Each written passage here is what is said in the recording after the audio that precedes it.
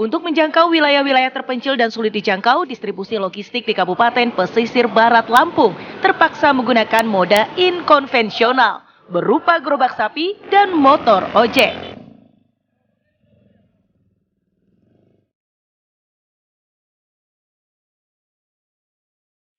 Dua hari menjelang pencoblosan, sejumlah daerah mengalami bencana banjir. Lalu, bagaimana persiapan pemilu oleh KPU di tengah bencana yang terjadi?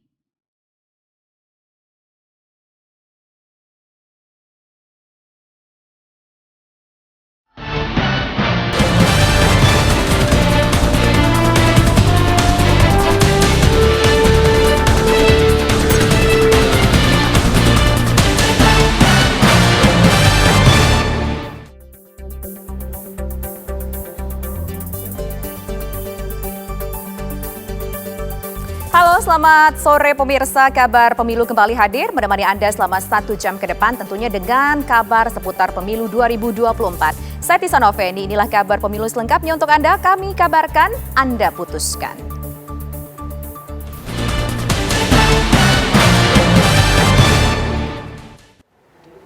Warga negara Indonesia di luar negeri telah mulai melaksanakan pencoblosan untuk pemilu 2024. Meski berada di luar negeri, para pemilih ternyata tetap antusias untuk menggunakan hak pilihnya.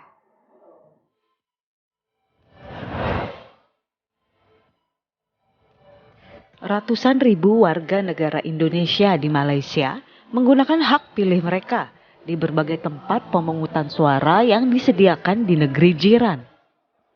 Hari Minggu kemarin, para WNI yang terdaftar di DPT ini memilih presiden dan wakil presiden, serta anggota legislatif daerah pemilihan Jakarta II. Di Kuala Lumpur, lokasi pemilihan berada di gedung World Trade Center atau WTC Kuala Lumpur sejak pukul 8 pagi hingga pukul 6 sore. Dan sebanyak 223 TPS telah disiapkan di 2 lantai yang berbeda. Terdapat 222.945 undangan WNI yang terdaftar di DPT metode TPS ini. Diprediksi jumlah pemilih tahun ini meningkat hingga 20% dibandingkan tahun 2019. Pemilih cukup menunjukkan dokumen individu berupa paspor, SPLP atau EKTP untuk melakukan pencoblosan. Sedangkan bagi pemilih yang belum terdaftar pada DPT baru dilayani menjelang sore hari.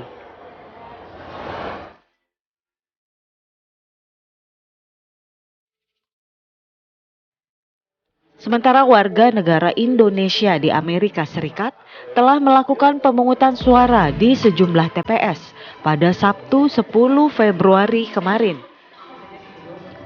Selain pemungutan suara melalui pos, para WNI di Amerika Serikat juga menggunakan hak pilihnya dengan langsung mendatangi TPS. Panitia Pemilihan Luar Negeri atau PPLN menerapkan pilihan cara kotak suara keliling atau KSK. PPLN membuat lokasi memasukkan surat suara di tempat-tempat dengan komunitas WNI yang relatif banyak, yaitu di Philadelphia dan Dover, New Hampshire.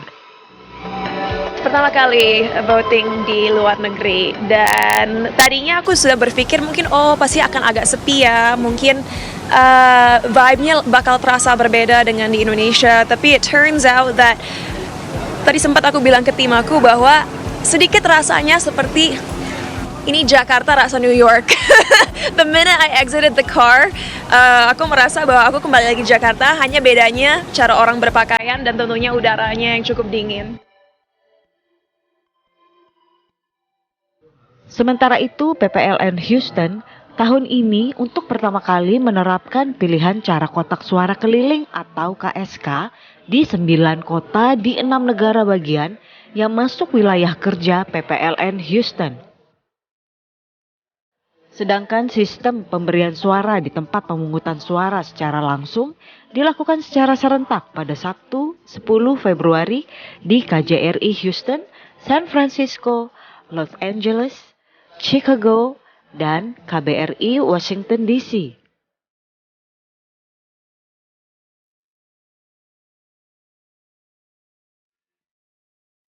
Sementara itu di London, Inggris juga telah melakukan pencoblosan langsung di sejumlah TPS yang telah disediakan.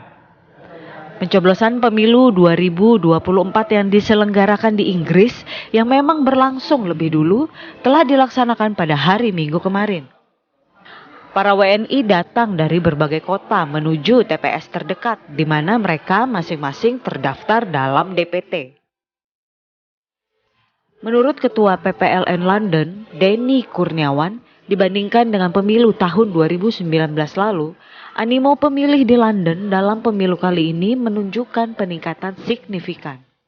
Meski pencoblosan di luar negeri dilakukan lebih awal, surat suara yang sudah tercoblos ini nantinya akan disimpan untuk dihitung serentak pada tanggal 14 Februari mendatang. Tim TV One mengabarkan.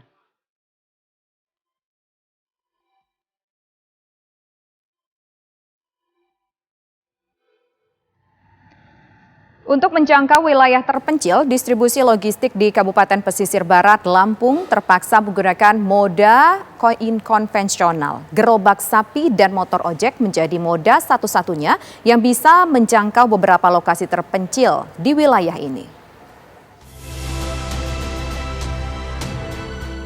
Lokasi-lokasi terpencil dan sulit dijangkau akses transportasi ternyata tidak menjadi penghalang bagi pelaksanaan pemilu. Untuk menjangkau wilayah-wilayah terpencil di Kabupaten Pesisir Barat Lampung, pendistribusian logistik pemilu ke lokasi terpencil ini, KPU terpaksa harus menggunakan gerobak sapi dan motor ojek. Gerobak sapi dan motor ojek menjadi andalan sebab hanya dua jenis moda ini yang mampu menembus 4 desa di dalam wilayah enklave Waiharu yang dikepung Taman Nasional Bukit Barisan Selatan dan Samudera Hindia. KPU Kabupaten Pesisir Barat mendistribusikan logistik pemilu untuk daerah terpencil ini. Sebanyak 85 kotak suara, berikut surat suara dan bilik suara telah dikirim ke 4 desa terpencil di Kecamatan Bengkunat. Gerobak sapi dan motor ojek jenis trail digunakan untuk mendistribusikan logistik pemilu ke kantor Kecamatan Bengkunat. Logistik ini didatangkan dari gudang KPU Pesibar di Wairedak yang berjarak sekitar 100 km. Sehari sebelumnya, logistik ini dikirim menggunakan truk dengan pengawalan ketat polisi dan tentara menuju kantor Camat Bengkunat. Ketua KPU Kabupaten Pesisir Barat, Marlini, membenarkan pengiriman logistik pemilu ke Kecamatan Bengkunat mendapat prioritas dibanding logistik kecamatan lainnya. Logistik Bengkunat dikirim sehari lebih awal.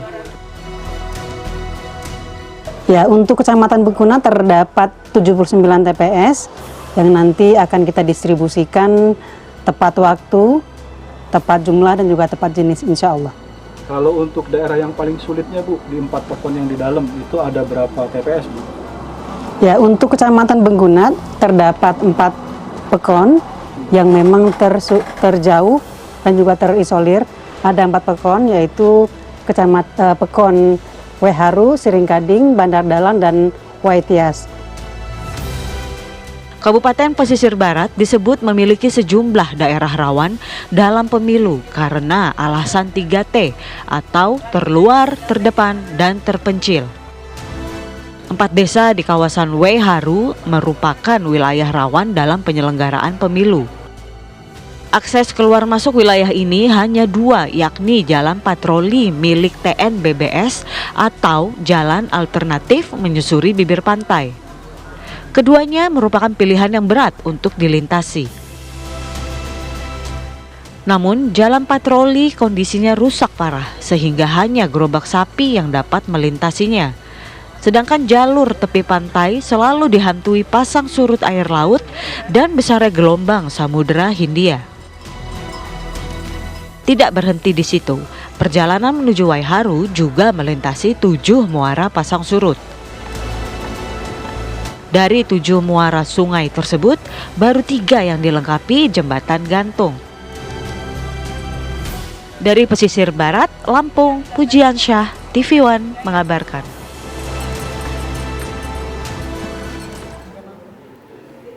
KPU Bone Bolango, Gorontalo harus menggunakan jasa pikul untuk mendistribusikan logistik pemilu ke wilayah terpelosok. Untuk tiba di lokasi, pendistribusian logistik ini pun pemirsa ke Kecamatan Pinogu diperkirakan membutuhkan waktu sekitar 12 jam perjalanan ditempuh dengan berjalan kaki. Menjelang pemungutan suara pemilu 2024, KPU Bone Bolango, Gorontalo mulai mendistribusikan logistik pemilu ke wilayah Kecamatan Pinogu yang berada di pelosok Kabupaten Bone Bolango. Di Kecamatan Pinogu, tercatat ada sebanyak 5 desa dengan 8 tempat pemungutan suara untuk pemilu 2024. Distribusi logistik di Kecamatan Pinogu terpaksa harus dilakukan dengan menggunakan jasa pikul karena lokasi yang jauh dan tidak dapat diakses dengan menggunakan kendaraan bermotor. Selain itu, penggunaan jasa pikul juga bertujuan untuk menjaga logistik pemilu dari kerusakan. Dalam pendistribusian logistik, KPU Bone Bolango melibatkan 24 orang jasa pikul yang merupakan warga asal Kecamatan Pinogu. Sementara untuk tiba di lokasi diperkirakan membutuhkan estimasi waktu hingga 12 jam perjalanan yang ditempuh dengan berjalan kaki. Nah, mekanismenya adalah ini menggunakan kijang gitu. Jadi kijang ini adalah orang yang digunakan jasanya untuk memikul. Titik kumpulnya ada di Desa Poduoma, nanti langsung menuju ke Kecamatan Pinogu. Nanti tiba di Kecamatan Pinogu ini semua logistiknya akan disimpan di Sekretariat PPK. H-1 itu akan didistribusi ke masing-masing TPS. Nanti pada hari hanya baru kemudian dilakukan pergeseran ke masing-masing TPS. Distribusi logistik yang memanfaatkan jasa pikul ini menjadi berkah tersendiri bagi warga Pinogu untuk mendapatkan penghasilan tambahan. Sekali berangkat, para jasa pikul logistik pemilu diberi upah sebesar Rp500.000 per orang. Dari Gorontalo, Kadek Sugiyarta, TV One mengabarkan. 2 hari menjelang pencoblosan, Komisi Pemilihan Umum KPU RI terus melakukan finalisasi persiapan pemilu. Untuk mengetahui perkembangan terbaru dari KPU pemirsa, sudah ada reporter kami Kristanti Yosefa dengan laporan selengkapnya dari KPU. Silakan Kristanti. Baik Tisa dan juga pemirsa, pada hari ini Komisi Pemilihan Umum atau KPU menggelar konferensi pers yang di mana ini mengenai persiapan dari acara Indonesia Election Visit Program atau IEVP pada pemilu 2024. Perlu diketahui pemirsa bahwa acara ini merupakan acara rutin yang selalu digelar dalam pemilu-pemilu yang ada di Indonesia sejak tahun 2014.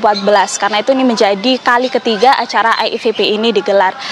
Sebagai informasi pemirsa, tadi Ketua KPU yakni Hashim Asyari menyatakan bahwa acara IEVP ini atau Indonesia Election Visit Program ini mengundang berbagai perwakilan dari duta besar di luar negeri, negara-negara sahabat serta NGO internasional untuk melihat langsung atau melakukan visitasi seperti apa proses pemilu berjalan di Indonesia. Dan acara ini akan berlangsung pada hari ini 12 Februari hingga 15 Februari yang mana nantinya para undangan yang ada sekitar 193 total undangan dari berbagai negara sahabat ini akan melihat langsung seperti apa proses pemilu berjalan, bagaimana pemungutan suara berlangsung di TPS-TPS di Indonesia. Ada sejumlah TPS yang akan dikunjungi pemirsa yang mana terdiri dari berbagai macam kriteria, yakni utamanya di daerah Jakarta, Tangerang, dan juga Depok, yang mana ini ada beberapa kriteria pemirsa seperti TPS dengan padat penduduk, kemudian juga TPS di lembaga permasyarakatan atau lapas, serta juga TPS di tempat-tempat lainnya yang ada di Indonesia. Sebagai informasi juga pemirsa bahwa acara ini merupakan acara yang rutin digelar dan ini menjadi salah satu tujuannya adalah untuk mendiplomasikan pemilu di Indonesia, seperti apa demokrasi elektoral berjalan di Indonesia, karena tadi juga sempat disampaikan oleh Pak Hashim Asyari yang menyatakan bahwa Indonesia ini merupakan salah satu negara yang mendapatkan gelar pemilu paling rumit di dunia, mengingat kondisi dari demokrasi Indonesia ini yang menganut demokrasi elektoral dengan begitu banyak masyarakat yang terdaftar sebagai daftar pemilih tetap, dan juga mengingat Indonesia merupakan salah satu negara terbesar di dunia yang menjalankan pemilu. Sementara demikian, Tisa, kembali dengan Anda di studio. Baik, terima kasih Kristanti Yosef atas laporan Anda langsung dari gedung KPU RI. Pemirsa, memasuki hari kedua masa tenang, petugas masih terus menertibkan alat peraga kampanye. Informasinya usai jeda berikut, tetaplah bersama kami. Kami kabarkan, Anda putuskan. Pemirsa, memasuki hari kedua masa tenang, petugas pengawas pemilihan umum Kecamatan Sepatan, Kabupaten Tangerang, Banten masih terus menertibkan alat peraga kampanye. Satu persatu alat peraga kampanye atau APK yang masih terpasang di hari kedua masa tenang ini ditertibkan petugas pengawas pemilu. Petugas terpaksa turun ke area persawahan dan melepas alas kakinya lantaran adanya APK yang sulit dijangkau. Banyak baliho serta spanduk yang berterbangan ataupun bertengger di persawahan. Minimnya alat yang dipergunakan untuk mencopot APK menjadi masalah tersendiri. Ketua Pengawas Pemilu Kelurahan Didik mengatakan penertiban sudah dilakukan sejak kemarin, namun sore ini ditargetkan alat peraga kampanye sudah tidak terlihat menjelang pencoblosan pada 14 Februari mendatang.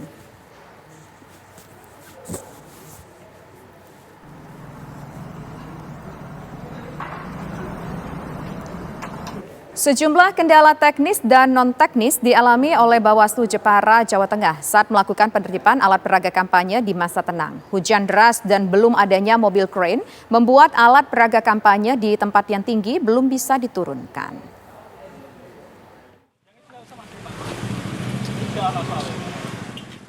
Petugas Bawaslu Jepara, Jawa Tengah bersama aparat gabungan kembali membersihkan alat peraga kampanye di sejumlah lokasi.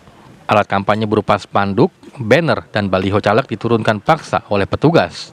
Bahkan petugas terpaksa merobek sejumlah baliho untuk mempercepat proses penertiban.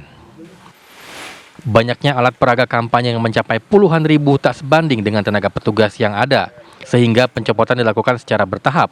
Selain itu, turunnya hujan lebat dan keterbatasan mobil crane juga menjadi kendala untuk mencopot alat peraga kampanye berukuran besar yang terpasang di tempat tinggi. Petugas pun bergerak cepat menertibkan APK saat cuaca sedang cerah. Kendala hari ini tadi hujan ya. Hujan cukup membuat kendala karena beberapa lokasi itu berbahaya dengan listrik, termasuk juga licin karena kita harus naik dan menurunkan alat peraga yang cukup besar-besar itu. Kendala yang berikutnya adalah kendala kren ya.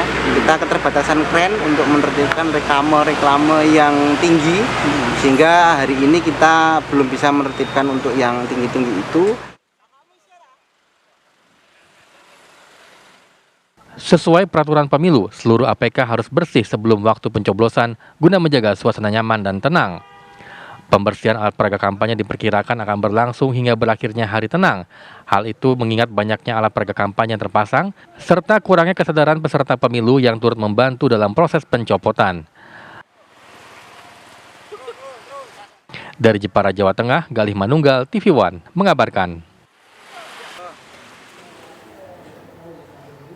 2 hari menjelang pemilu, banjir bandang menerjang Dusun Nanjung Jaya, Kecamatan Ujung Jaya, Kabupaten Sumedang, Jawa Barat. Akibatnya ratusan rumah warga rusak parah dan warga harus mengungsi.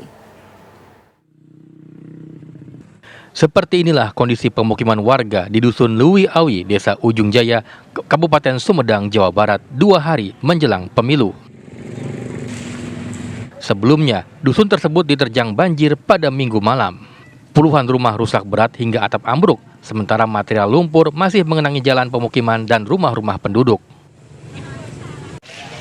Senin pagi, warga pun sibuk membersihkan rumah mereka dari lumpur yang masuk ke rumah. Tak hanya merendam rumah, banjir yang bercampur lumpur juga merusak perabotan warga. Warga mengatakan banjir kali ini merupakan yang terparah.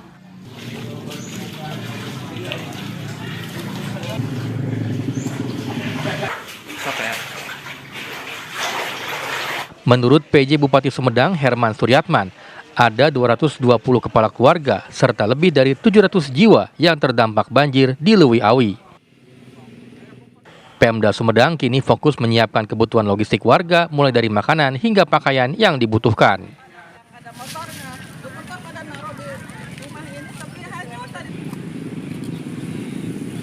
Yang pertama logistik makan. Nah, kami sedang siapkan dapur umum ya untuk pagi sarapan kita beli, tapi mulai siang dapur umum akan efektif bekerja. Ya demikian juga untuk makan malamnya kami akan siapkan sehari 3 kali, pagi, siang, dan sore atau malam ya selama masa darurat ini. Kini hingga 2 hari menjelang pemilu, warga untuk sementara tinggal di tenda darurat sambil membersihkan sisa-sisa banjir yang merusak rumah mereka. Pemda Sumedang berencana merelokasi warga ke perumahan Pamoyanan yang berlokasi di Desa Sakurjaya, Kecamatan Ujung Jaya. Dari Sumedang, Jawa Barat, Lutfi Setia Rafsanjani, TV One, mengabarkan. Apa langkah yang dipersiapkan KPU Kabupaten Sumedang, Jawa Barat untuk pelaksanaan pemilu di wilayah yang terdampak banjir tersebut, pemirsa? Kita akan berbincang dengan Ketua KPU Sumedang, yaitu ada Bapak Ogi Ahmad Fauzi. Selamat sore, Pak Fauzi. Seperti apa antisipasi dari KPU Sumedang untuk melaksanakan pencoblosan suara di tengah bencana banjir yang terjadi di sana? Ya, selamat sore Mbak Tisa Noveni. Untuk mengantisipasi terjadinya bencana di Kabupaten Sumedang, kami memang telah melakukan koordinasi dengan BPBD Kabupaten Sumedang sebelumnya, karena berdasarkan pengalaman akhir tahun kemarin dan awal tahun 2024 Sumedang terjadi gempa, jadi kami berkoordinasi lebih awal dengan BPBD. Kami telah menyampaikan titik-titik koordinat pemasangan TPS ke BPBD supaya nanti BPBD melakukan asesmen. Nah, terkait dengan lokasi terjadinya banjir di Ujung Jaya ini, alhamdulillah tadinya ada 2 TPS yang akan dijadikan tempat lokasi TPS di 2 titik, dan beberapa waktu yang lalu kami sudah memutuskan bahwa lokasi TPS tersebut dipindahkan, dan alhamdulillah maka ketika terjadi banjir seperti semalam, lokasi TPS itu sudah aman begitu ya, tidak lagi akan digunakan pada pemungutan suara tanggal 14 besok. TPS yang terdampak, Pak? Ya, sebetulnya kalau yang terdampak secara langsung tidak ada, karena memang TPS-nya sudah kami pindahkan beberapa hari yang lalu. Hari ini memang logistik pemilu belum kami salurkan ke TPS, masih tersimpan aman di gudang PPS begitu ya, di tingkat desa. Rencananya besok baru akan kami distribusikan ke tingkat TPS, karena memang logistik pemilu itu sudah harus sampai minimal H-1 di TPS. Kami telah berkoordinasi dengan pemerintah daerah, terutama memitigasi beberapa kondisi, terutama Sumedang itu ada beberapa titik gempa, banjir, kemudian longsor. Terutama untuk gempa, kami memang sudah meminta kepada BPBD Kabupaten Sumedang. Semalam sudah kami koordinasi juga dengan Forkopimda, dengan Pak Bupati juga, akan dibuatkan terkait dengan layout di TPS, bagaimana warga itu melakukan evakuasi jika terjadi gempa. Nanti kami akan tempel di masing-masing TPS terkait dengan bagaimana warga harus menyelamatkan diri ketika terjadi gempa. Kemudian jika terjadi banjir, kami juga telah memetakan di lokasi mana saja, dan kami telah meminta kepada rekan-rekan di PPK untuk menyampaikan ke bawah agar memastikan bahwa lokasi TPS yang akan dijadikan TPS besok, akan dibuatkan tenda besok, itu dipastikan aman dari bencana banjir ataupun bencana lainnya begitu. Kemudian akan ada sebuah perhelatan penting pencoblosan suara 2 hari lagi. Nah, apakah KPU di sana memprediksikan akan mempengaruhi tingkat partisipasi masyarakat untuk memberikan hak suaranya 2 hari lagi, Pak? Ya, sejauh ini kami masih meyakini bahwa angka partisipasi di Kabupaten Sumedang tetap tinggi begitu ya, berdasarkan pengalaman pemilu terakhir, angka partisipasi di Kabupaten Sumedang cukup tinggi, 83%. Hari ini kami terus berkoordinasi dengan pemerintah daerah, dengan berbagai stakeholders, memastikan terkait dengan angka partisipasi. Apalagi hari ini, Pak PJ Bupati juga menyampaikan bahwa angka partisipasi di Kabupaten Sumedang harus 90%. Beliau sudah menyampaikan kepada camat, jadi kalaupun dalam kondisi terjadinya banjir seperti yang terjadi kemarin itu, kami nanti terus berkoordinasi dengan pemerintah daerah memastikan bahwa warga-warga yang sedang tidak berada di rumahnya karena memang banjir, kami pastikan mereka tetap memberikan suaranya ke TPS begitu. Jadi insya Allah kalau di Sumedang untuk tingkat partisipasi masih tetap tinggi walaupun dalam kondisi terkena bencana begitu insya Allah. Baik, terima kasih Ketua KPU Sumedang Bapak Ogi atas informasinya kepada kami. Pemirsa, aparat kepolisian di berbagai daerah siap diterjunkan untuk mengamankan pelaksanaan pemilu. Informasinya sesaat lagi kami kabarkan, Anda putuskan. Polda DIY menerjunkan 933 pasukan untuk membantu mengamankan tempat pemungutan suara pemilu dan Pilpres 2024. Salah satunya di TPS 106 Maguwo Harjo yang menjadi lokasi Cawapres nomor urut 3 Mahfud MD untuk mencoblos. 2 hari jelang pencoblosan, Polda DIY menggelar apel pergeseran pasukan operasi Mantap Brata 2024. Sebanyak 933 pasukan diterjunkan untuk membantu mengamankan TPS di seluruh wilayah DIY. Salah satunya di TPS 106 yang menjadi lokasi mencoblos Cawapres nomor urut 3 Mahfud MD. Serta mengamankan sekitar 59 TPS yang dianggap rawan. Mereka akan bertugas selama 3 hari dan bergabung dengan petugas dari Polres, Polresta, serta Linmas. Personil yang kita geser itu sebanyak 933, di mana spesifikasi yang kita butuhkan untuk Polres adalah perbantuan PAM TPS yang terbanyak itu di wilayah Gunung Kidul, sehingga menutup kekurangan daripada personil Polres dalam menjaga pengamanan atau pengamanan di TPS.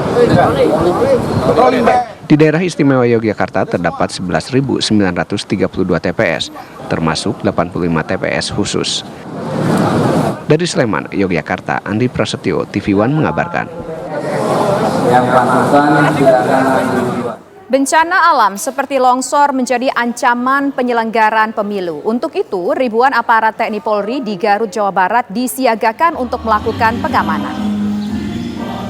Pengamanan dilakukan di 8.000 TPS yang tersebar di Garut yang menjadi prioritas.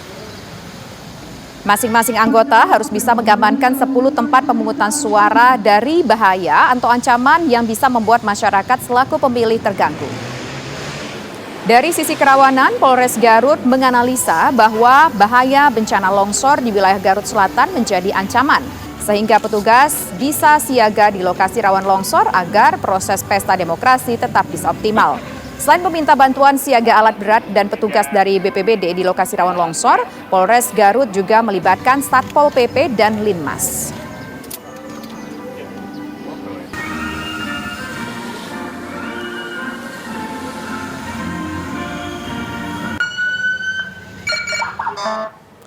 Kabar Harkam Polri, Komjen Pol Muhammad Fadil Imran menjelaskan keterangan persnya mengenai pengamanan pemilu. Apa saja pernyataan beliau? Telah bergabung bersama kami saat ini ada reporter Hilda Damaya Ramadanti. Silakan Hilda, apa yang diungkapkan yang menjadi poin-poin penting dari Kabar Harkam Polri jelang pemilu 2024?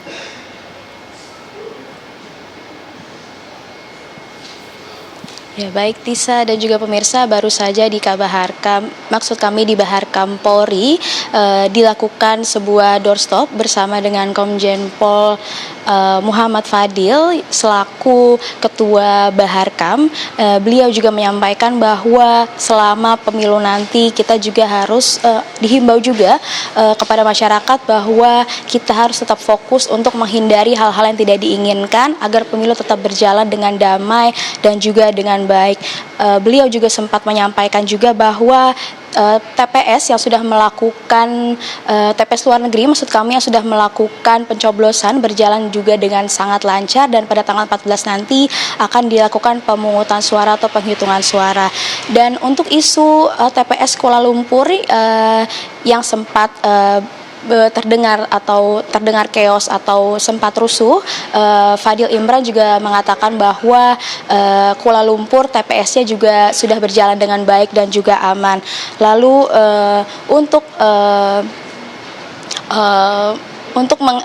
maksud kami untuk berbagai bencana nanti yang nantinya akan ada di maksud kami yang akan kena di pemilu nanti, apakah ada bencana dan ada juga dilakukan operasi Amanusa ini untuk bencana, dan juga Fadil Imron bersama Bapak Henry dan juga Bapak Sandi juga menyampaikan bahwa untuk masyarakat agar tetap dalam masa tenang ini agar tetap kondusif dan juga fokus dalam memilih nanti calon pemimpin yang akan datang di pemilu 2024. Begitu Tisa, kembali ke studio. Hilda Ramadanti atas laporan Anda. Pemirsa, usai jeda berikut kami akan kembali dengan informasi penting lainnya mengenai pemilu 2024. Tetaplah bersama kami kabarkan, Anda putuskan.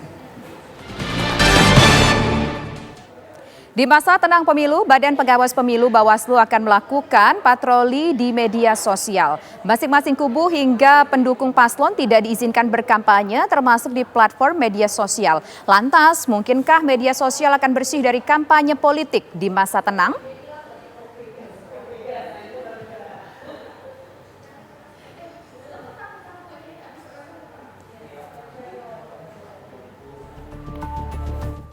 Pesta Demokrasi Indonesia menuju pencoblosan tinggal menghitung hari.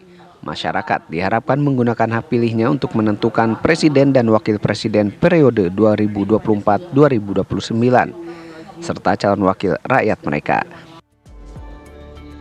Saat ini jadwal pemilu memasuki masa tenang dari kampanye. Segala atribut kampanye yang selama ini dipasang di sepanjang jalan dan fasilitas umum harus diturunkan. Tak hanya itu, masa tenang pemilu juga berlaku di dunia maya.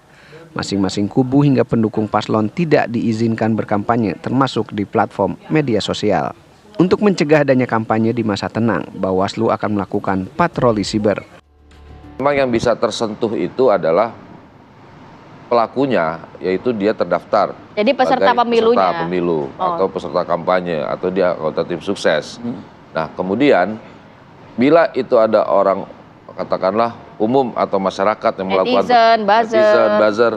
Nah, itu yang kita lakukan adalah rekomendasi untuk men-take down ataupun rekomendasi ke Kemenkominfo ya. Kemenkominfo. Kemudian itu nanti akan dipelajari. Namun demikian tetap Bawaslu akan memberikan pencegahan sebelumnya. Karena kami kan bukan hanya sekedar menindak ya. Kami ada mencegah, ada mengawasi dan juga fungsi itu ada di Anda? Ada. Bagi pengamat politik Adi Prayitno, masa tenang pemilu ini merupakan masa yang paling tidak tenang bagi para peserta pemilu. Untuk itu, tidak menutup kemungkinan para peserta pemilu tersebut melanggar aturan, termasuk kampanye di media sosial pada saat masa tenang. Menurut saya terlampau kacau kalau mengatakan 3 hari masa tenang itu disebut sebagai hari tenang. Karena 3 hari masa tenang ini adalah masa tidak tenang yang sesungguhnya. Hari paling gawat. Hari paling gawat, kalau saya menyebutnya masa paling tidak tenang. Masa paling tidak tenang. Karena memang semua paslon kelihatan mengamplifikasi semua resource politiknya untuk memantapkan dan memenangkan pertarungan di tanggal 14 Februari. Banyak cara yang mereka lakukan. Memang sangat gampang untuk memanipulasi cyber yang dilakukan oleh Bawaslu. Sangat gampang untuk mengakal-akali supaya mereka itu tidak kena delik aduan. Lalu sejauh mana efektivitas patroli yang dilakukan Bawaslu di media sosial? Mungkinkah media sosial akan bersih dari kampanye politik di masa tenang? Tim TV One mengabarkan. Menjelang masa pencoblosan pemilu 2024, warga Sanggau, Kalimantan Barat menggelar doa bersama pemilu damai. Warga Sanggau lebih memilih mengambil sikap dengan cara doa bersama serta bersalawat untuk kelancaran pemilu 2024 di rumah salah satu seorang warga Sanggau. Warga berdoa dengan harapan tidak ada lagi gesekan-gesekan untuk pemilu dan mendapatkan pemimpin yang terbaik untuk Indonesia maupun pemimpin di daerah. Para tamu undangan dan ulama yang hadir tampak khusyuk mendoakan guna kelancaran pemilu di Indonesia. Lantunan ayat suci Al-Quran pun dibacakan alim ulama di Sanggau. Jadikanlah pertemuan kami pada malam hari ini pertemuan yang Engkau ridhoi. Keadaan sehat walafiat tanpa kekurangan satu apapun. Salawat serta salam. Pemirsa, kami masih akan kembali dengan informasi lainnya. Tetaplah bersama kami kabarkan, Anda putuskan. Untuk mengamankan jalannya pemilihan umum yang aman dan lancar, belasan ribu pasukan dari TNI Polri melakukan pergerakan pasukan ke sejumlah TPS di lapangan Gasibu, Kota Bandung, Jawa Barat. Ribuan pasukan pengamanan pemilu dari TNI Polri dan sejumlah Forkopimda melakukan apel kesiapsiagaan pemilu damai. Dalam apel tersebut, PJ Gubernur Kapolda Jawa Barat dan Pangdam 3 Siliwangi memeriksa kesiapan petugas dalam mengamankan pemilu 14 Februari esok. Untuk mengantisipasi kecurangan pemilu, pihaknya akan menjamin keamanan dan tidak ada intervensi serta mengutuk pemilu ataupun pelaku yang melakukan kecurangan pemilu.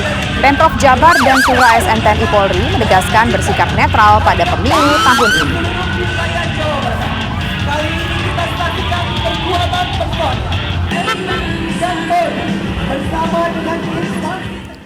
Pendistribusian logistik pemilu ke kawasan terpencil di Ujung Jabung atau di Tanjung Jabung, maksud kami pemirsa, Jambi harus menggunakan alat-alat berat. Beratnya medan akibat jalan yang rusak dan hancur membuat truk-truk pengangkut logistik sempat tidak bisa melanjutkan perjalanan. Sejumlah truk pengangkut logistik pemilu yang menuju ke 3 wilayah yang berada di Ujung Jabung, Tanjung Jabung Timur, Jambi sempat terkendala dalam perjalanan sehingga membuat iring-iringan truk terhenti. Truk yang menuju daerah Sadu, Nipah Panjang, dan Rantau Rasau kesulitan melintas karena kondisi jalan yang rusak parah. Truk memilih berhenti karena khawatir terperosok ke dalam lubang. Setelah sempat terhenti berjam-jam, 1 unit alat berat dan 1 unit truk pembawa batu kerikil dari Dinas PUPR dikerahkan ke lokasi untuk memperbaiki jalan. Petugas terpaksa menambal jalan secara darurat agar perjalanan truk pengangkut logistik pemilu dapat dilanjutkan. Memang tadi ada jalan yang sedikit ada hambatan dan ada mobil yang tersangkut, tapi alhamdulillah setelah komunikasi ke PUPR Kabupaten langsung diberi tindakan, diberi bantuan dan alat berat langsung turun sehingga melancarkan kembali perjalanan tersebut. Setelah jalan rusak diperbaiki, perjalanan truk pengangkut logistik kembali dilanjutkan dan dapat tiba tepat pada waktunya sehingga tidak mengganggu proses pencoblosan. Dari Tanjung Jabung Timur, Jambi, Bayu Alfarizi, TV One mengabarkan. Distribusi logistik ke wilayah pedalaman Moskona Utara, Teluk Bintuni, Papua Barat terpaksa dilakukan menggunakan helikopter. Logistik pemilu diangkut pemirsa dengan menggunakan helikopter milik Mabes TNI karena akses jalan menuju 2 distrik yakni Moskona Utara dan Moskona Timur merupakan hutan belantara yang sulit ditempuh dengan mobil. Pengiriman logistik pemilu dikawal ketat oleh aparat gabungan. Jumlah pemilih tetap di Moskona Utara sebanyak 727 orang, sedangkan di Moskona Timur 786 orang.